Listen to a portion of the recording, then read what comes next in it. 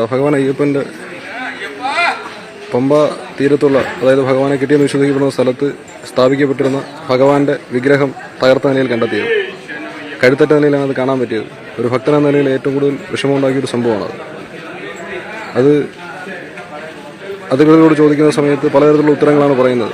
ഇത് തകർക്കപ്പെട്ടതാണ് ആണോ അതോ അല്ല എന്നുണ്ടെങ്കിൽ എങ്ങനെ തകർന്നുള്ളതിന് വ്യക്തമായി പ്രതികരിക്കാത്ത ഹിന്ദു സമൂഹമേ, നിരന്തരം നിങ്ങളുടെ ആചാരങ്ങളും അനുഷ്ഠാനങ്ങളും തച്ചുടയ്ക്കുമ്പോൾ അതിനെയും ന്യായീകരിക്കാൻ ഹിന്ദുവിന് മാത്രമേ കഴിയൂ. നമസ്കാരം, ഞാൻ കീർത്തന. ഭാരത ദർശനം ന്യൂസിലേക്ക് സ്വാഗതം. ശബരിമലയിൽ അയ്യന്റെ പുണ്യ പൂങ്കാവനത്തിൽ പമ്പയുടെ തീരത്ത് മണികണ്ഠന്റെ വിഗ്രഹം തലയറ്റ നിലയിൽ കാണുന്നു. അധികാരികളോട് ഇതിനെക്കുറിച്ച് ചോദിച്ചപ്പോൾ തേങ്ങ വീണു തകർന്നതാണ് എന്നാണ് മറുപടി.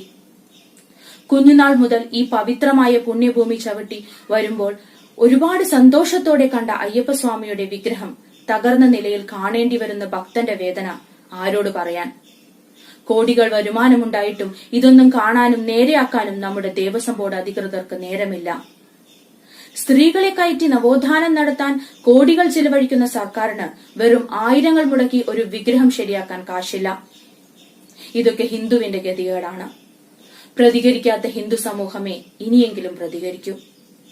അധികാരികളോട് ഒന്നേ പറയാനുള്ളൂ, ഇതൊക്കെ കാണുമ്പോൾ ഭക്തന്റെ ഉള്ളിലെ വേദന കണ്ട് നിസ്സഹായരായി നിൽക്കുന്ന വിശ്വാസികൾ എന്നൊരു കൂട്ടം സാധാരണക്കാർ ഇവിടെയുണ്ട്. എല്ലാം ശരിയാക്കാം എന്ന് പറഞ്ഞ് സർക്കാരിന് ഒരു വിഗ്രഹം പോലും ശരിയാക്കാൻ സാധിക്കുന്നില്ല. ബഹുമാനപ്പെട്ട മുഖ്യമന്ത്രി, ഒന്നോർക്കുക, അയ്യപ്പ ഭക്തരുടെ പണം മതി ശബരിമലയുടെ വികസനത്തിന്. നിങ്ങൾ മറ്റൊരിടത്തു നിന്നും കൊണ്ടുവരേണ്ടതില്ല.